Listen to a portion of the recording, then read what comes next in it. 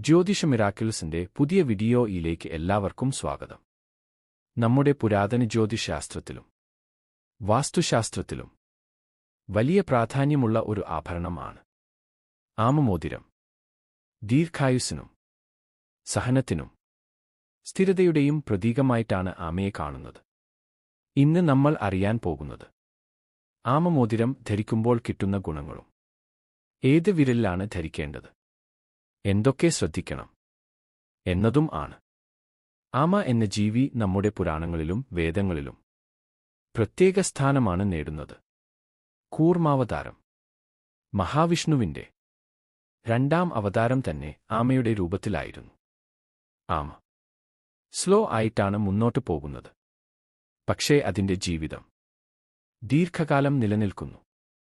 അതുകൊണ്ട് തന്നെ സ്ഥിരത, സമൃദ്ധി, സഹനം, ദീർഘായുസ് എന്നിവയുടെ പ്രതീകമായി ആമയെ കാണുന്നു. ആമമോതിരം ധരിക്കുന്നവർക്കു ലഭിക്കും എന്ന് വിശ്വസിക്കപ്പെടുന്ന ചില ഗുണങ്ങൾ. 1. സാമ്പത്തിക പുരോഗതി, ധനലാഭം ഉണ്ടാകും. 2. ശാന്തിയും ഐശ്വര്യവും, വീട്ടിൽ സമാധാനം വർദ്ധിക്കും. 3.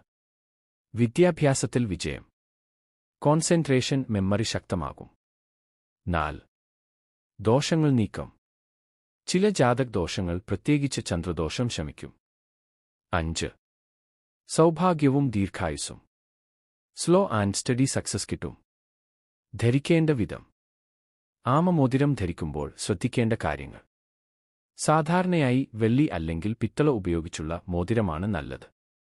വലതുകൈയിലെ ചൂണ്ടുവിരൽ അല്ലെങ്കിൽ നടുവിരൽ ആണ് ഏറ്റവും ഉചിതം. വ്യാഴാഴ്ച അല്ലെങ്കിൽ തിങ്കളാഴ്ച രാവിലെയാണ് ധരിക്കുന്നത് നല്ലത്.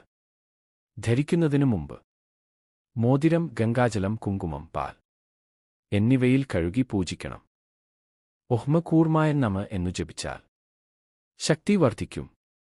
ധരിക്കുന്നവന്റെ മനസ്സിൽ ആത്മവിശ്വാസം, സമാധാനം, സ്ഥിരത എന്നിവ വർദ്ധിപ്പിക്കുമെന്ന് പലരും വിശ്വസിക്കുന്നു. അതുകൊണ്ട് തന്നെ കുടുംബജീവിതത്തിൽ സമാധാനവും ബിസിനസ്സിൽ സ്ഥിരതയും ആഗ്രഹിക്കുന്നവർക്ക് ആമമോതിരം ഉചിതമാണ്. പുരാണങ്ങളും വിശ്വാസങ്ങളും അനുസരിച്ച് ആമമോതിരം അതൊരു ആരാധനയും ശക്തിയും സമൃദ്ധിയുടെയും പ്രതീകമായിട്ടാണ് കാണുന്നത്. എങ്കിലും ധരിക്കുന്നതിനു മുമ്പ് ജ്യോതിഷ വിദഗ്ധന്റെ ഉപദേശം തേടുന്നത് നല്ലതാണ്. നിങ്ങൾക്ക് ആമമോതിരം ധരിച്ചിട്ടുണ്ടോ? അതിലൂടെ എന്തെങ്കിലും അനുഭവങ്ങൾ ഉണ്ടായിട്ടുണ്ടോ?